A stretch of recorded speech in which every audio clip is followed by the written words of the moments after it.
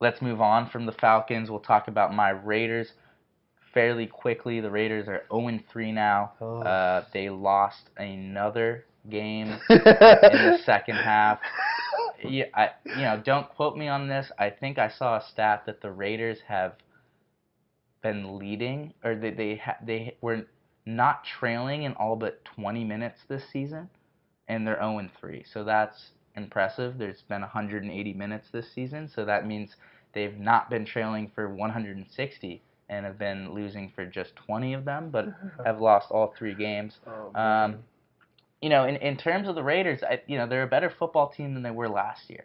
They're just not getting the wins. It's similar to the Falcons. I think if you look at the Raiders' schedule, it's been a really tough start. You're playing the Los Angeles Rams. I think they're the best team in the league by leaps and bounds right now. Then they played at Denver. Denver's a solid football team, really good defense. They've been notorious for starting fast, and the Raiders had to play at Denver.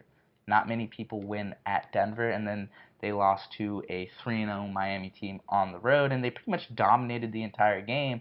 But there's two plays, Carr threw an three plays that changed the game. 21 points. Carr threw an interception about 3 minutes left, was driving to then take the lead, threw a pick in the red zone. The Raiders went for it, 4th and goal from the 1 yard line, got stuffed. They gave it to their fullback, didn't give it to Marshawn Lynch.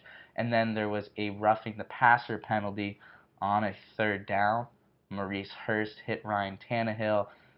There is some controversy because Derek Carr got hit on the next possession in a similar manner, no flag. But the Raiders got the penalty next play, Ryan Tannehill, long touchdown pass. So that's 21 points right there. The Raiders lost by 8. Should have been even closer than 8. So one of those plays goes the other way. The Raiders win the football game. But two more things.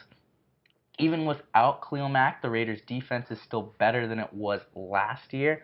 Um, they're not getting gassed, they're not great, and they're not getting pressure, but they're communicating, they're in the right positions. They're just not very talented, and you can see that towards the end of the games. They just take off the gas pedal a little bit, and it's costing them. But the main reason to be happy is the way Derek Carr has been playing. He's We played saw phenomenal. the first half against the Rams, lights out.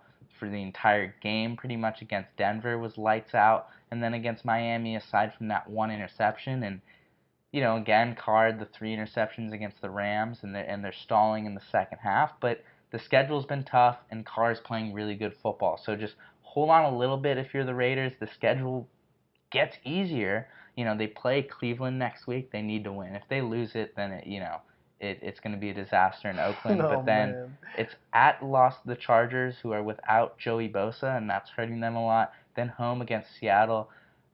Seattle hasn't looked very good. They're not the same Seahawks. And then it's home against Indianapolis, which is a semi-tough game. But then you get the Niners now, who knows is going to be the quarterback.